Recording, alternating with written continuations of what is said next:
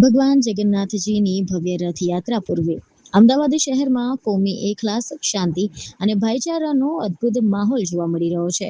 રથયાત્રાના શાંતિપૂર્ણ આયોજનના ભાગરૂપે અમદાવાદ શહેર પોલીસ દ્વારા સરસપુરના બોમ્બે હાઉસિંગ મેદાન ખાતે એકતા ક્રિકેટ કપનું ભવ્ય આયોજન કરવામાં આવ્યું છે.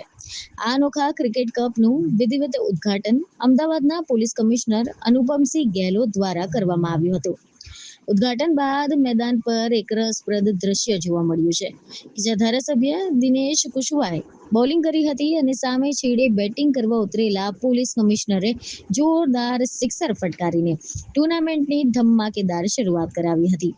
આ પ્રસંગે જગન્નાથ મંદિરના પૂજ્ય મહંત, સેક્ટર 1ના જેસીપી અને ઝોન 3ના ડીસીપી સહિતના ઉચ્ચ પોલીસ અધિકારીઓ અને મોટી સંખ્યામાં સ્થાનિક નાગરિકો ઉપસ્થિત રહ્યા હતા.